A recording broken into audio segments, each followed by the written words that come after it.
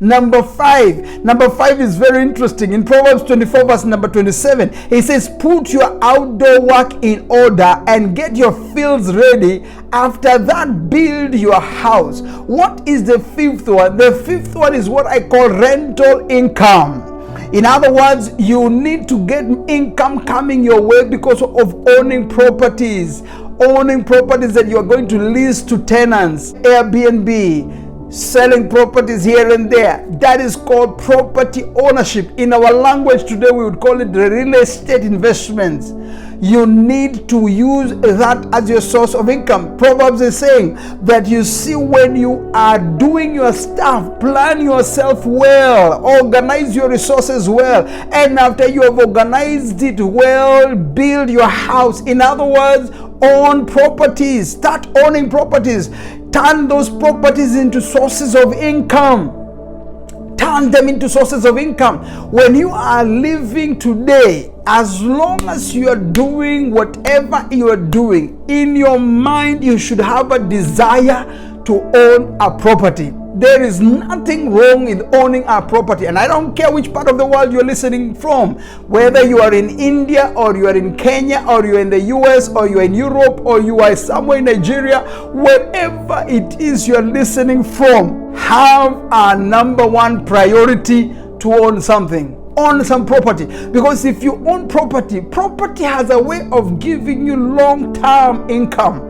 Property has a way of increasing and multiplying. Property has a way of just becoming better and better and better as you're going on in life. So Proverbs is saying, organize yourself property and then start building, start putting up houses, start putting up things that are going to bring you income. Number 6 is what we call, in Proverbs 21 verse 5, it says that the plans of the diligent lead to profit as surely as haste leads to poverty. In other words, what we are talking about as number 6 is what we call capital gains as a stream of income. Now, capital gain comes from selling assets like stocks or property for more than what you paid for them. The Bible teaches about wise management of possessions and careful investment. In other words, capital gains results from making thoughtful and patient investment decisions rather than rushing into ventures without proper planning. What I'm trying to tell you, my friends, is that capital gain is where you're buying properties and selling them, buying things and selling them. In our language today, we are talking about getting a property, and when the prices go up, you sell. If it is stocks, getting into stocks, you watch the market, the forex, you watch the market, those things, you watch the market.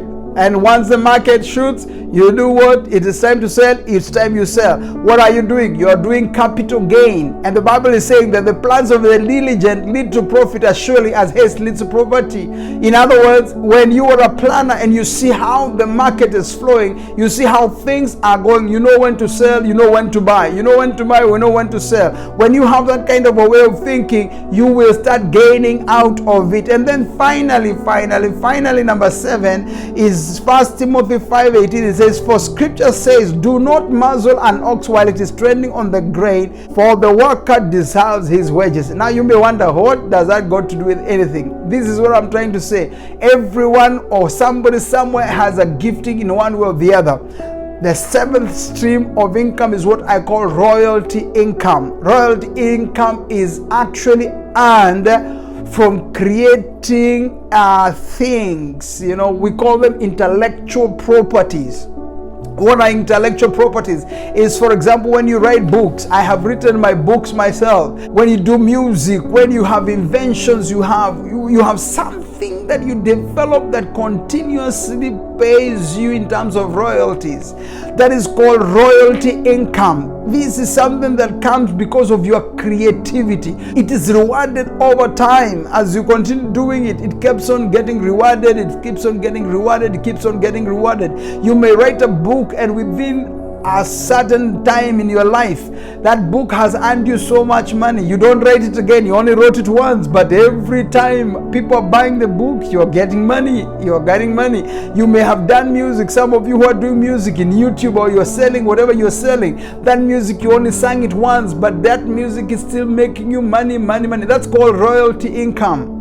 is a stream of income. And believe me, there are many people who are enjoying royalty income. Why? Because they have been serious with their work, they have been serious with what they're doing, and they have consistently done it without stopping. They don't give up. When you speak like I'm speaking right now, with time that develops money, it converts into money. Why? Because royalty income comes because of your intellectual property, what it is that you are able to offer from your gift, from your talent, from your abilities, from whatever it is that you can be able to offer the world, something you can meet in terms of their needs that continuously pays you is called royalty income. And you know what? Everybody, in one way or the other, you can also make royalty income. I have said 7, and I want to get out of here.